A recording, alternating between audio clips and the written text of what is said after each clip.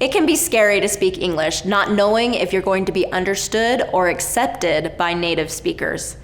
In this video, I'll teach you how to be more confident using your voice in English.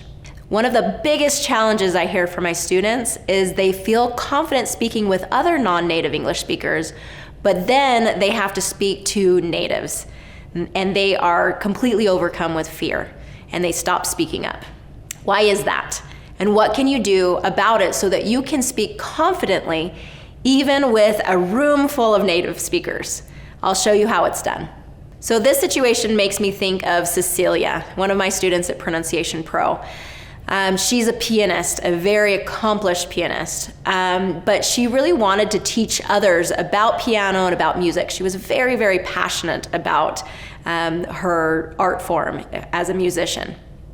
She really didn't think that she could ever have the confidence to use her voice. And I should say Cecilia's from China. And so that's when Cecilia came and found me at Pronunciation Pro. And through our work together, we worked a lot on her English pronunciation, her accent, and a lot about building confidence. And I'll tell you more about Cecilia at the end. So here are some of the things that I worked on with Cecilia through the Pronunciation Pro program and my Confident Pro Mindset training. And I want you to be able to have some of these tools so that you can use them in your life so that you will speak up and have more courage. Now, Cecilia always thought that, she wouldn't be able to have the courage to step out in front of her piano. She kind of used the piano to hide behind. And that was kind of her language. But she wanted more than that. She really wanted to grow in her craft. And that meant teaching others. Okay, so here are some of the tools that we used with Cecilia. It's important to understand that nothing is broken about you if you're feeling this fear of speaking up. It's very, very normal and natural. And let me tell you why. So your brain is wired to protect you. It's wired to keep you safe. Okay, this has a lot to do with our brain's need for belonging. Okay, back in caveman days, you wanted to be part of a group. It was safe to be part of a group. If you were removed from that group, it meant death, it meant danger, it meant being attacked by wild animals or being really vulnerable to being hurt. So you wanted to be part of this group. You wanted to belong. And so our brains are really still wired to want that sense of belonging, to keep you safe. There's protection in that. Now, this is a very primitive desire of ours to belong to a group, and now it's actually getting in the way more than it's helping us. Now, in our more evolved, society, it's actually really hurting us instead of keeping us safe. Because the more that you can kind of step into that discomfort of being a little bit different or being uniquely you, the more you are actually going to belong to the group. Trying to fit in is really not going to be helpful for you in our modern day. You need to bring your unique self to everything that you're doing to be able to really step into that power and that confidence within you. When you speak English, you may have an accent or might make pronunciation mistakes, and your brain does not want you to stand out. So it tells you to not say anything, to keep your mouth shut. Okay, this is coming from that fear of judgment. Okay, so let's really dive into this fear of judgment, because when we understand this and what our brain is naturally doing, we can then make a choice to override that or choose something different. Okay, this fear of judgment, again, it comes from that fear, that wanting to belong to others. And that fear of judgment is that others will judge you and reject you. You don't feel that judgment from non-native English speakers because they tend to understand what it's like to speak English as a second language. They're like you. They have an accent, and they're going to make mistakes in their pronunciation. That seems to be more of a safe place.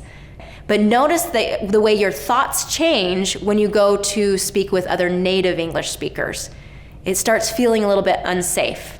This is where we really have to get awareness of what's happening in our mind, and we have to really retrain those thoughts. So I really like this process of training confidence and a confident mindset because it really follows a lot of the same patterns as retraining pronunciation. So let's go through these 4 steps that you must take to be able to build that confidence to speak up in English. Step 1 is awareness. You need to get aware of those thoughts. Maybe those thoughts of judgment, or that others are judging you, or you're judging yourself. Okay, let's get awareness of that. Let's bring some compassion for ourselves. Let's really start accepting where you are currently and get aware of those thoughts of maybe you're judging yourself or where you're from. What's the difference between the thoughts that you think when you're confident and the thoughts that you're thinking when you're insecure? So when you're feeling confident speaking with other non-native English speakers or friends and family that you feel very comfortable with, get very familiar about your thoughts about yourself in those situations. And then get really familiar about what kind of thoughts come up when you start feeling that fear, when you don't want to speak up, when you're around people that kind of instill this fear inside of you. Get aware of those thoughts, because it's really our thoughts that are causing those feelings. It's not the people, it's our thoughts. Okay, so once we get awareness of that, then step 2 is to activate your thinking brain. How do you want to think about it? You always have a choice. You always have a choice. You get to choose your thoughts. And as you choose more empowering thoughts and more confident thoughts, you'll be able to bring that feeling of confidence inside of you and carry it into these situations that usually bring a lot of fear with it, but instead you can bring that power and confidence. Step 3 is do deliberate thought practice. Begin to replace those fearful thoughts with empowering thoughts. So let's talk about that a little bit. Okay, so say you get awareness and you're thinking, okay, when I'm with my non-native English speaker friends and family, I just feel comfortable. I know that they're not going to judge me. I know I belong. I feel good about myself. They know me, they understand me, and they love me. But when you're in with native speakers, so how can we carry those thoughts into other situations? Okay? Carry those thoughts of, it's okay. I can be safe in this situation.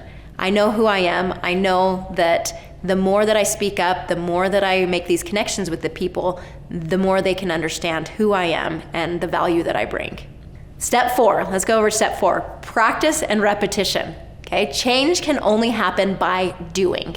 The more you step into these speaking situations with native English speakers, the easier it will become. Okay, so the first time it's very activating, and you know this, you've been doing it over and over again, but changing those thoughts, stepping into those speaking situations, and doing it over and over and over again. And as you do, kind of assess, how did that go? What were my thoughts? How did that, what can I learn from this situation?